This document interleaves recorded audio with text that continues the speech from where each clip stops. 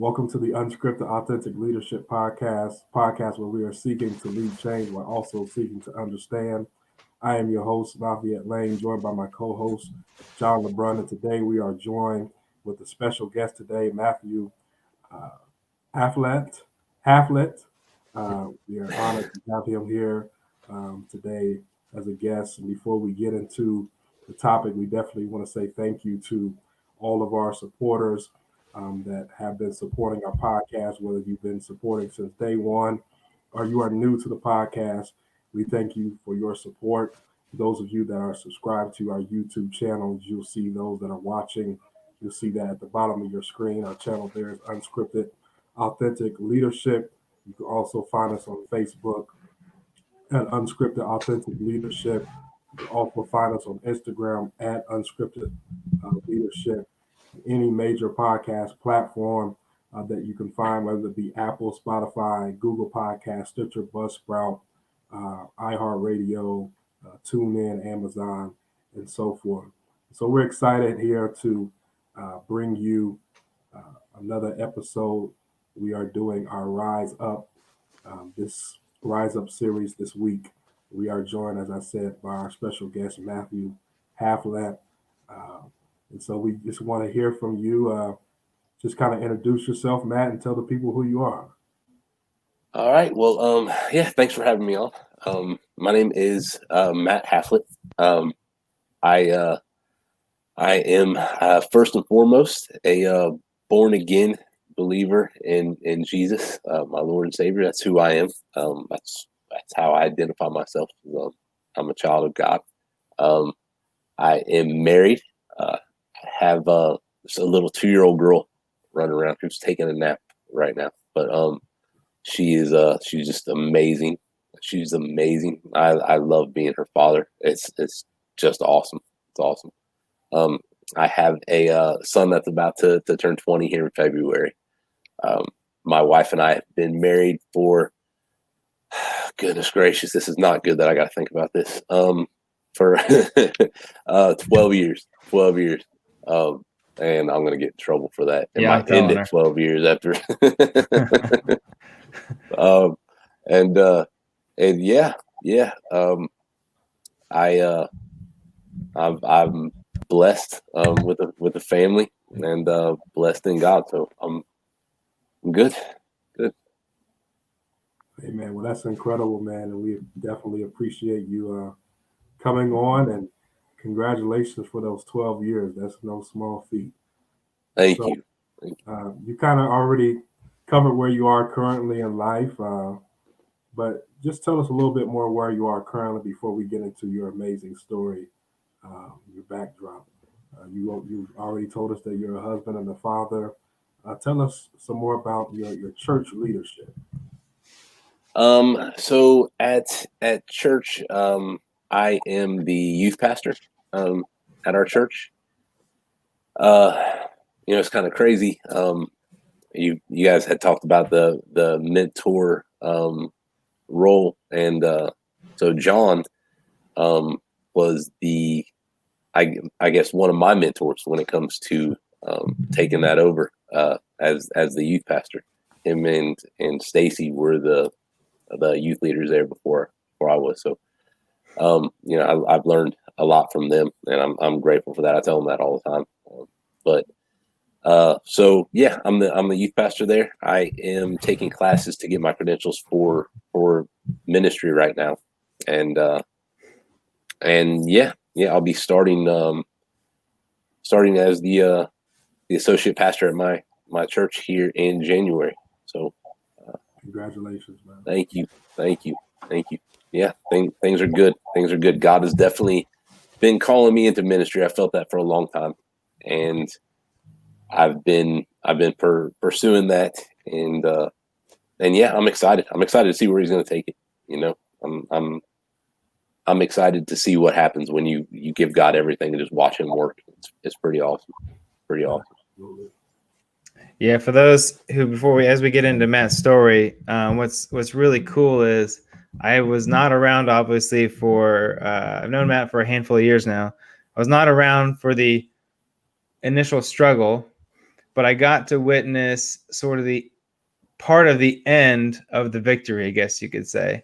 You know what I mean? And it was really cool because when I met Matt, he had shown up at the church I was attending, and I was a youth leader there and had been for a few years. And I remember him coming into the, we were hurting for youth leaders. It was pretty much me. And we'd had some come and go and some great people, but we needed some to come and not go. So to show up and stick around.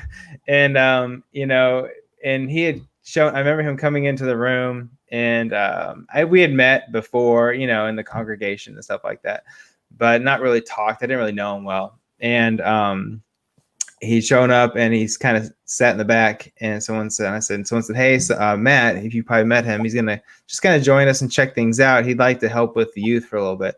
I'm like, great. And I remember the first day he showed up and, just kind of soaked it all in. And he probably thought, what am I getting myself into? Because if you ever done any youth leadership, it can be crazy. We were doing teenagers, which is the really special age for to teach young men and women. And then he took that role, though. I'll tell you what, he never shied away from anything. He stepped right into it. And over the years, he's grown into the great person he is that you guys see today. But I can promise you that, and Matt, you'd probably, I would imagine you'd probably somewhat agree to this, is that it takes time, right? You didn't just jump from struggle to boom, finished product. And you kind of grown over time into the great person you are. And you continue to grow every day, right? Some people will see like you in church as the youth leader and been leading the group for several years now, as far as I can remember.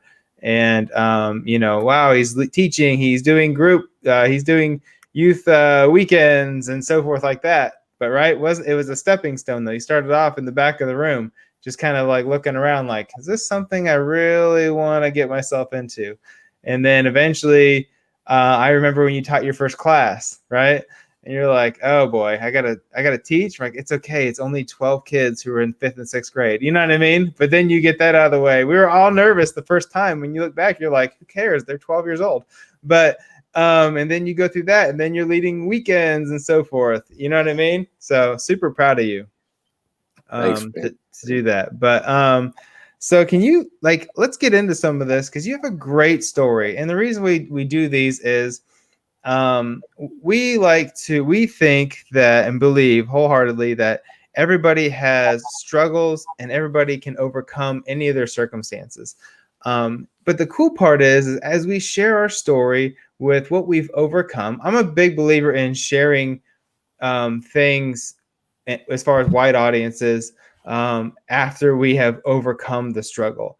Because we can say, look, we were here and then I made it over here, and here's how I did it. And what that does is that helps other people believe and they can overcome either a similar circumstance, or often we're stuck in something that is seemingly way smaller than maybe what someone else has gone through. So when we see that they've done it, we're like, well, if they can do that, I can certainly overcome this. And there's a saying that says, when one takes a stand, it stiffens the spines of others. When you make a stand and say, I'm going to do this, other people kind of straighten up and say, wow, what am I doing? And so love to hear your story. Can you take us, kind of take us back to where you were, whatever you're comfortable sharing, and walk us through sort of those steps of like, here's where I was, here's how I was feeling, and here's what happened, to that turning point, if you will. Yeah. I'm comfortable with all of it. I'm an open book. So if any time during this, you guys have a question you want to ask, feel free. For me, it started with alcohol. I had started drinking when I gotten out of high school, and I had really bad panic attacks, like really bad. And I noticed that when I drank, it kind of calmed my nerves, and I couldn't have panic attacks. So I really started to get into the party scene, and I mean, I don't want to lie and say it was just about anxiety and calming that. I was just a partier. I love to party. And so that's what I did. I got into to drinking a lot, and I wasn't ever an alcoholic. I was just a drinker. Just went out partying, and I didn't do like a whole lot of drugs at the time. It was just I smoked weed, and that was about it. I took a hit of acid when I was like 20 years old, and that was never. I don't ever recommend ever taking any drugs, but acid was not a good thing for me. I thought I was going to die, and it really caused this anxiety thing to come out in me. But so that went on for years, and eventually I met my wife at Wright State, and my drinking and partying continued. And during this time, like I couldn't keep a job for very long at all. And this is before I got into the drugs that would later on and start to consume me. Is like I couldn't keep a job. I wasn't worried about anything. I just wanted to party all the time, man. Like I didn't care about my responsibilities at all. I had a son that from a previous relationship, and as much as I loved him, I didn't go through and try to fight to get any kind of visitation or legal custody with him because I was just too consumed in partying all the time. I didn't do anything to legally get any kind of visitation. Like my responsibilities, I just let go because I was just so worried about partying. And so my wife and I, we moved to Florida, and it was there that I tried drugs.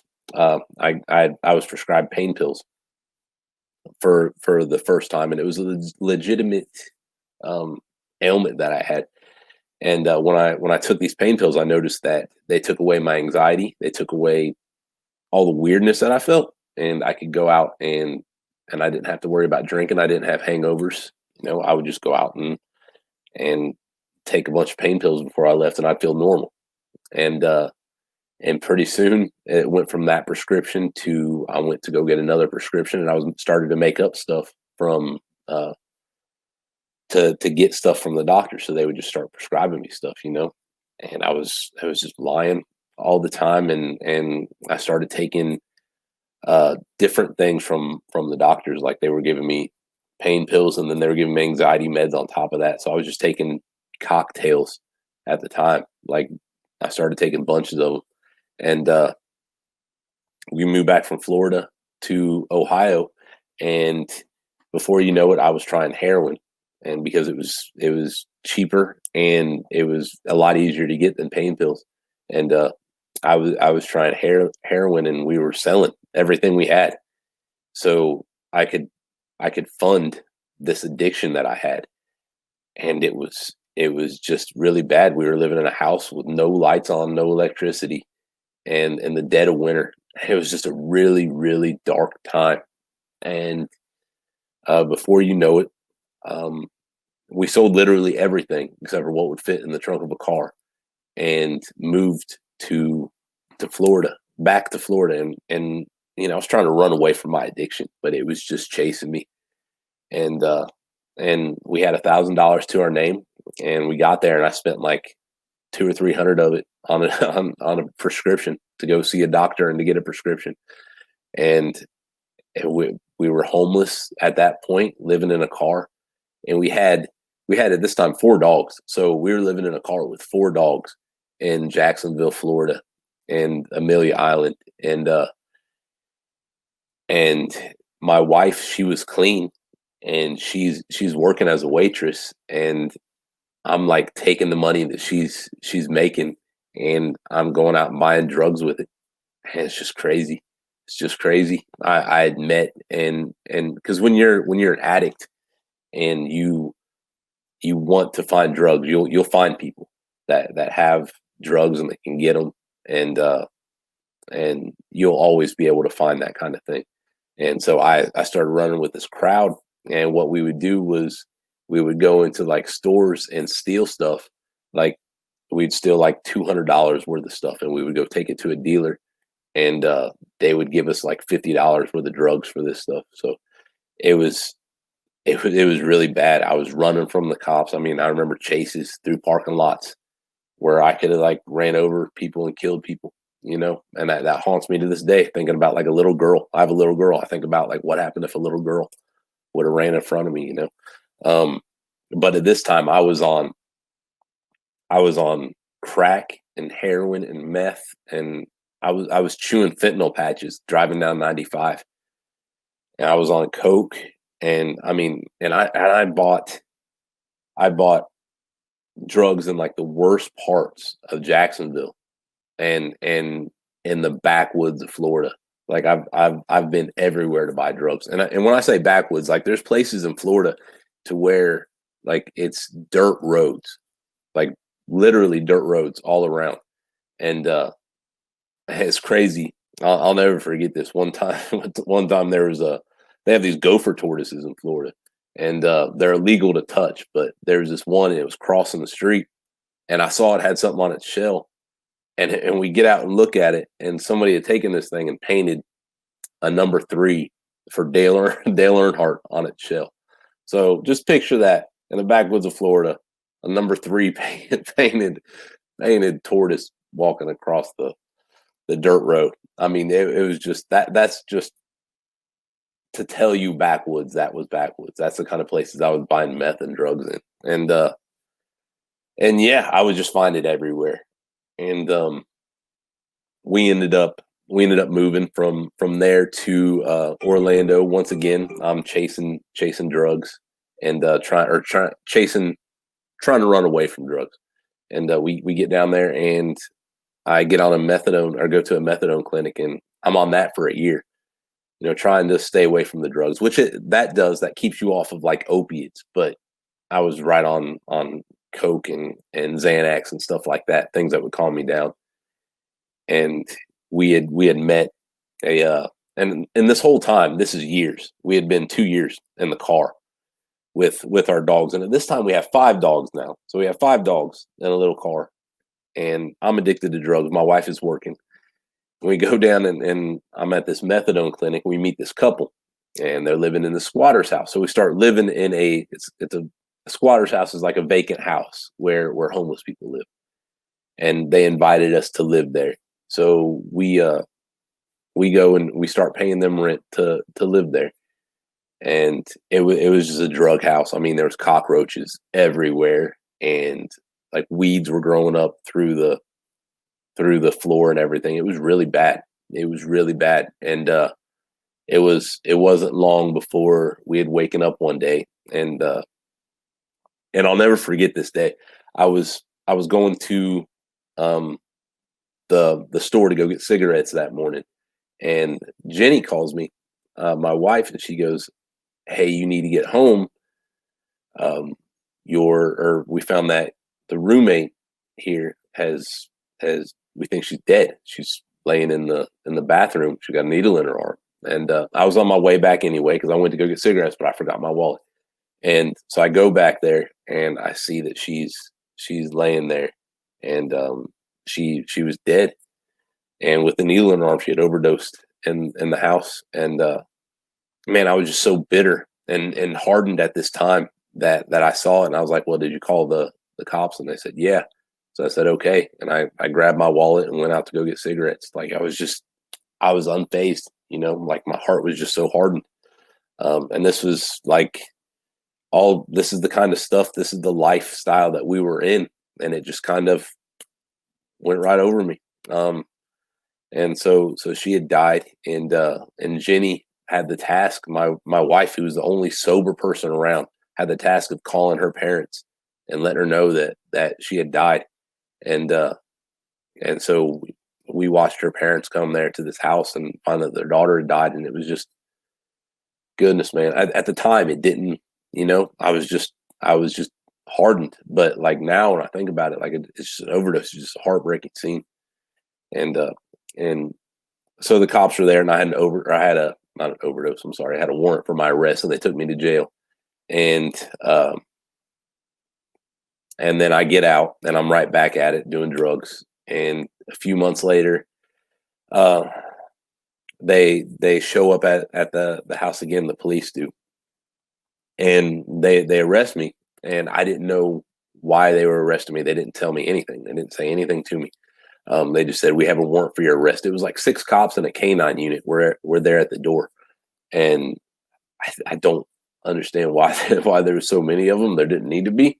They could have just came and arrested me, but they were there, and they took me out. And once I heard they were at the door, I had taken everything that I had in my pocket, and I just swallowed it. And it happened to be a bunch of Xanax. So Xanax has this like ability to make you forget everything. So when it hit me, I woke up like the next day in jail, and I had no idea what had happened. It took me like a long time to realize that they had come and arrested me, and I had a warrant out for my arrest. I had no idea why.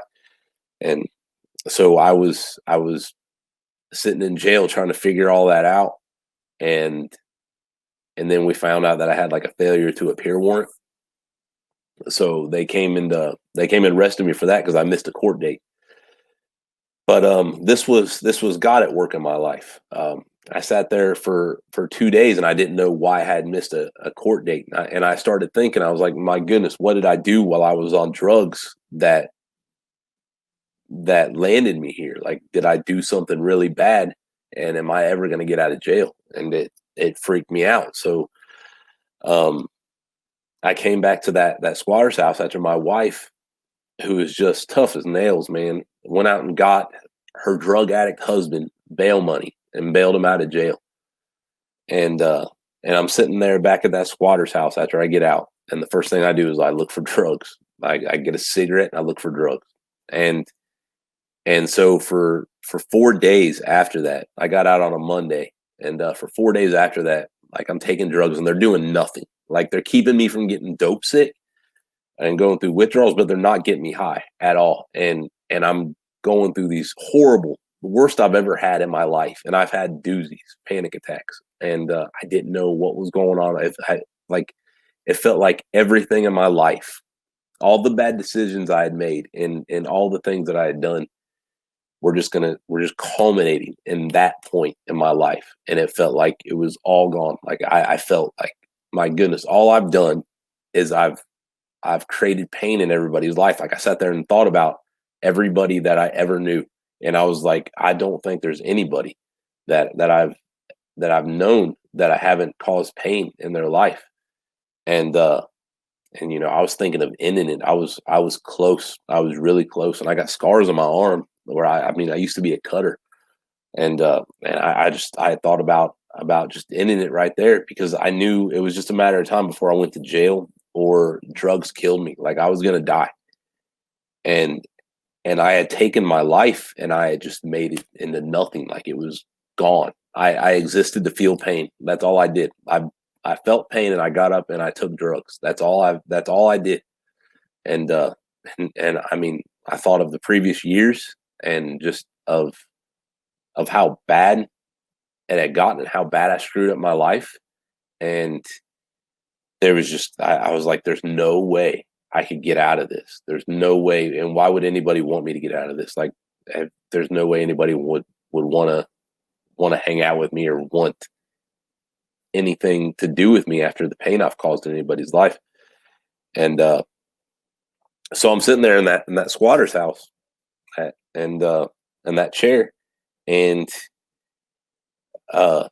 something told me just out of nowhere to turn on a Billy Graham special and watch Billy Graham. And I don't know, to be honest with you, like this was God at work in my life, because I didn't want anything to do with God. Like, when I thought of God, I had heard about Jesus, and I was even raised in a Christian home, but I hadn't heard the gospel, like, not the way that it really is. You know, I'd heard of do the right things, or God is gonna judge you. You need to do right, or God is gonna condemn you. I didn't hear about God wants to forgive you and have a relationship with you. So when I thought of God, I was like, man, I haven't done the right things. God's really gonna pour wrath out on me. So I didn't want anything to do with God. and I turn on this Billy Graham special, and Billy's on fire, man. Like, he's preaching about God doesn't want to judge you. He doesn't want to condemn you. He sent Jesus to take on your sin and nail it to the cross. He wants to give you a new life and a new hope, and he wants a relationship with you. And I'm like, me, like, I've done, Billy, like, dude, if you even knew what I've done, you wouldn't be saying these things. And like, it's like, as I was thinking that, Billy's like, it doesn't matter what you've done. And I'm like, you kidding me, bro? Like, what are you coming at me with this? And Lacey Sturm, the lead singer of Flyleaf, she's on there. She's giving her testimony, like, in between little snippets of Billy Graham preaching, and she's talking about how she was suicidal and she was going to commit suicide, and then she went to church, and God is this father to her now and pulled her out of it. And I'm like, it's all like hitting me so hard. And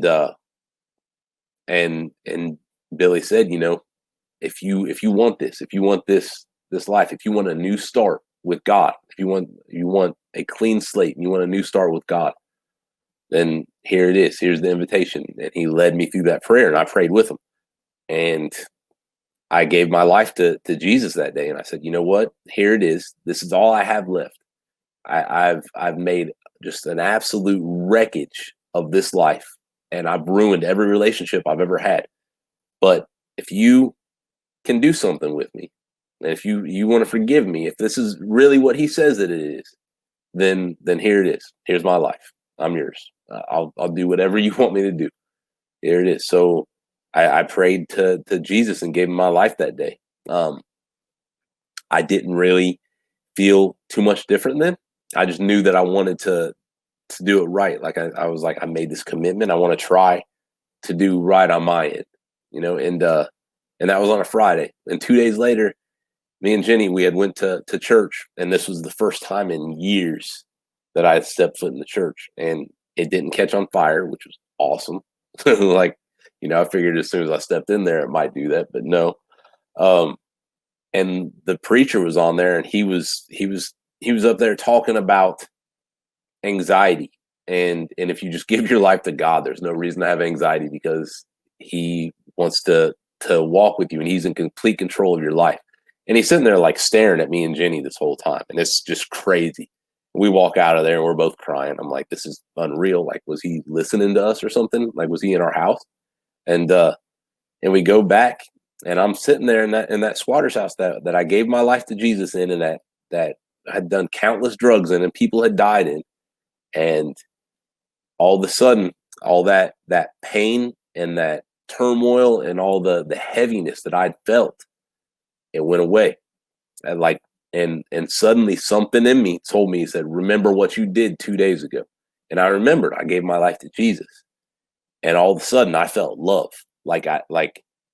I physically felt the presence of love all around me in my heart. Like, I felt love. I felt God literally wrap his arms around me. I felt all this weight just come off me. And I started to see better. Like, colors actually looked brighter to me. Things actually smelled better. It was crazy. Like, I felt brand new.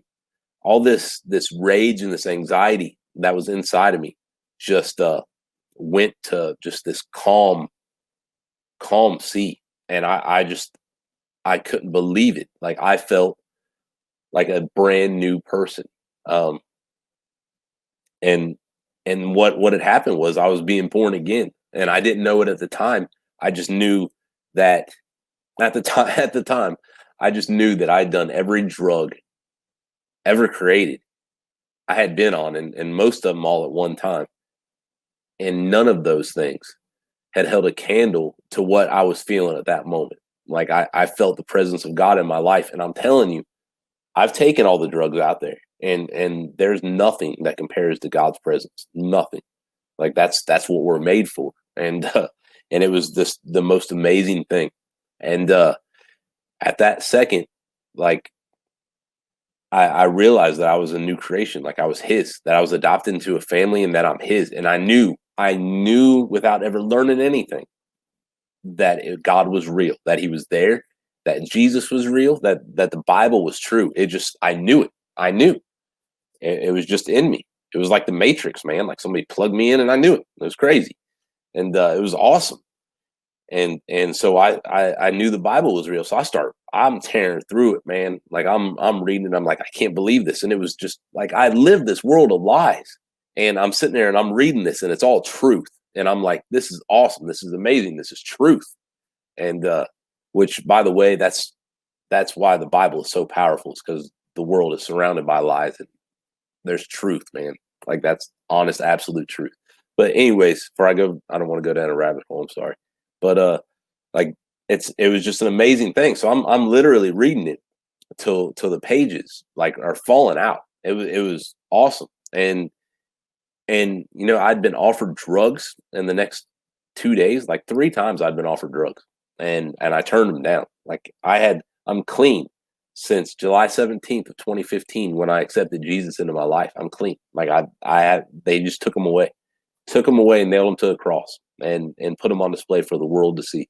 Like, that's what he did. Just straight up delivered me from them. There's nothing in me that even wants any drugs anymore. That's just God. And so I gave my life to him. Jenny and I moved back. We didn't realize this until afterwards, but it was 40 days later. We moved out of that house and back to Ohio. We started living in a camper at my parents' house, and we start working our way out of it, and we're in a house, and I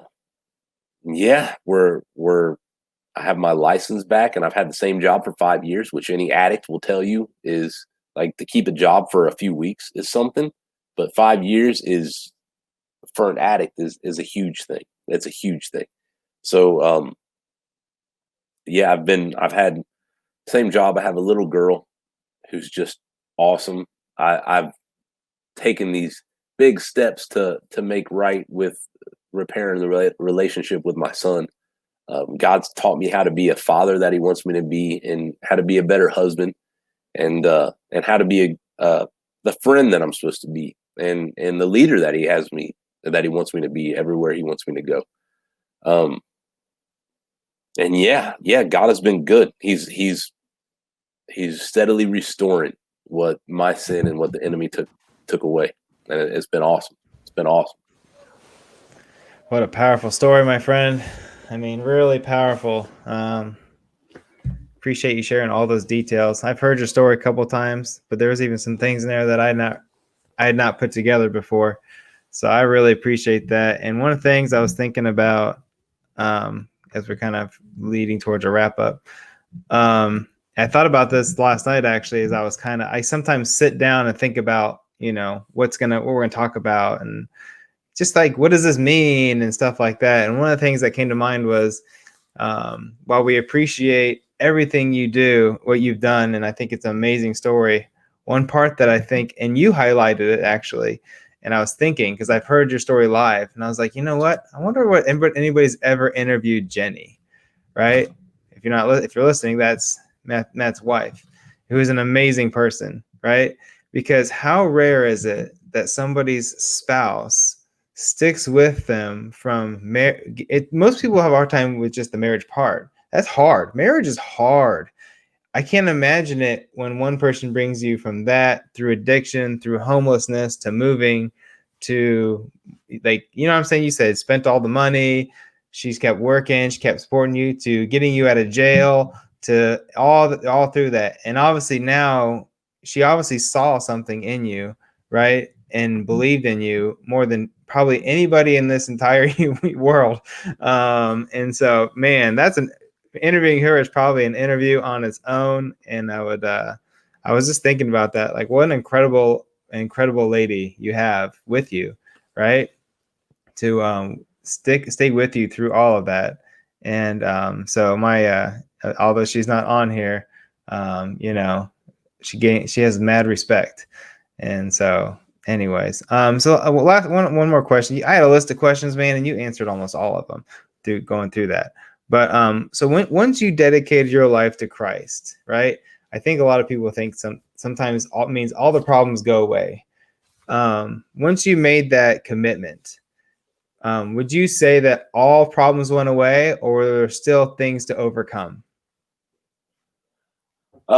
So there are things in my life that that were a lot easier for me. So like for one thing, like loneliness. Like there was a point in my life where I could have been surrounded by 1,000 people at all times, and I would have just been lonely. I would have felt lonely all the time, and I don't have that issue because Jesus is always with me. The Spirit is always with me, and I don't have the weight of sin with me anymore. So there are things that are just, and God's Spirit is always there teaching me and instructing me on where to go and how to go, and His Word guides you, you know. But there are things that are harder, man. Like the Christian life is not easy at all. There are things that so God points out to me through His Spirit, like things that I need to work on. And I'm so thankful that He's patient with me, because there's a lot that I need to work on. He kind of points that out to you, like, hey, look at this. You know, when you start going down a path, He's like, look at this in you. And He kind of teaches you and shows you, like, we've got to work on this. And when you're not following Jesus, those aren't things that you even think about having to work on. You know, it's just you're living your life, and like, I don't know, being envious or having hateful thoughts of somebody, or lust, any of those things. You know, like, those are things that God wants us to work on and to correct in our lives. And that kind of way, like, it's a harder life to live, you know. I think Alice Cooper said it best, and I'm going to paraphrase. He said something about the Christian life isn't for sissies. Like, I can go out and trash a hotel room right now. That's easy. But living the Christian life, that's tough. That's tough. And it's true. It's true. There's a lot of it that's tougher, man. It really is. Probably because it's unpopular, right? Oh, it absolutely is. And it just goes on and gets more unpopular with time, I think, you know. Mm-hmm. What you got, Lafayette? You want to add anything, buddy? Listen, man, I've been inspired by your story, Matt, and I think we always tell our listeners here on Unscripted that no matter where you've come from, no matter what you've done, uh, we know God is able to bring you and take you through any circumstance, any challenge, any struggle that you've been through, and turn your test into a testimony, turn your mess into a message. And I think you are a prime example of God's mercy and God's grace and what God can do. Literally, there's nothing too hard for God. There's nobody that's too low that He can't pick up. There's nobody that's too far that He cannot reach out and save with His grace and His mercy. And I salute you for your courage to share your testimony. There are a lot of people that God has brought through many things, whether it be drugs, struggle and addiction, and some of the things that you went through, financial loss, but they're ashamed to tell of what they've been through and what God has brought them through. But I'm a firm believer that the only reason why you go through these things, and we go through these things in life, is so we can help somebody else along the way. Man, I know somebody's going to be blessed, somebody's going to be inspired, and somebody's going to be encouraged. I definitely am, and I want to tell you, I want to encourage you to tell you, keep going, and that this is just the beginning for you. That what God has in store for you, the Bible says that eyes have not seen, and ears have not heard, neither has it entered the heart of men, the things that God has prepared for him that love him. And bro, God's going to use you, and He's going to use your stories to inspire other people around the world. Everything that you went through is all going to make sense because He's going to use it for somebody else's come up, and someone may be able to avoid some of those same pitfalls and mistakes and things that you went through just by hearing and listening to your story. We are a firm believer here that nothing that we go through in life is necessarily a mistake. We make some wrong decisions, but we either win or we learn. And so, man, I salute you, and I salute your wife. As John said, it will be incredible to hear her story because when you think about a spouse that will stick with you through everything that you went through, that's some type of love. That's unconditional love. There's a lot of people that will say they love you, but you see better than you hear. And her love was definitely seen in action. And so we salute you, and we're praying for you and your marriage and your family, man, that God is using you as a man, that you are going to be called to be, man. And you know, you're moving into the associate pastorate. That's an exciting and amazing thing. And just keep going forward. Keep your head in that Bible, and keep trusting in God, man. We thank you for coming on, bro. Your inspiration to many. And so we thank you. Listen, as always, as we wrap up the episode, we always want to encourage our audience here to um, inspire and continue to build upon themselves and educate themselves as leaders. And so we have what we call the Read of the Week. This week we have the Read of the Week is called a book called Unstuck. Unstuck. John, kind of tell the audience why they should read Unstuck. So this book, actually, I read it quite a while back, and it popped up on my bookshelf this morning. I don't know who put it there. I promise you. I was just like, oh my goodness, this is perfect. So this was written by a former pastor of mine and of Matt's, actually, and Dr. Stan Tharp. And he had he's a pastor of a large church, and he had written this book. And in the book, he talks about getting unstuck from different things that you may be going through, but it's a quick read. It's probably like $10 or less on Amazon. And it actually has spots in there for you to write in. Like, it's a follow along book. You're reading and you're taking notes as you go. So it's a practical use book for him talking you through things you may be stuck in, you making notes as you go, and then walking you through getting out of that. It's a great book. I highly recommend it for anybody. It's probably, it's 90 pages long. So it's a quick read. You can get it done in a weekend and really help you move on your journey. Awesome. And what a fitting title. I have not read that book, but the title alone for this episode, I think is just befitting. Once again, I want to emphasize that God is able to get you unstuck from any situation you may feel like you are stuck in. And so we thank you, Matt, once again. Thank you for coming on and sharing your story, man. God bless you.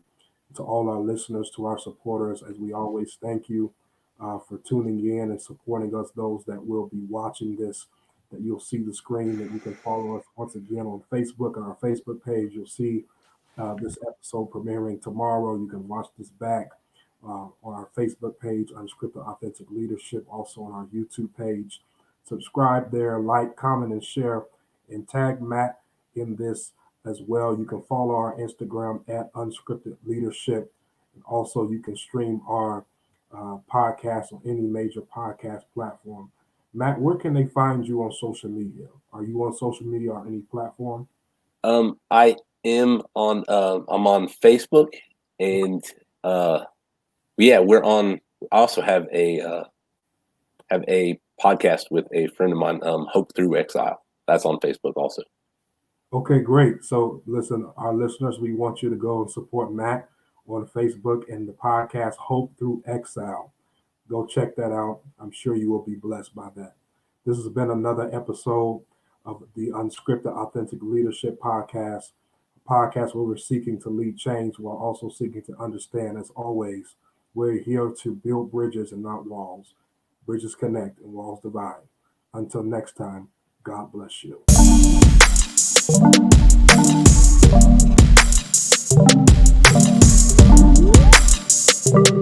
Thank you.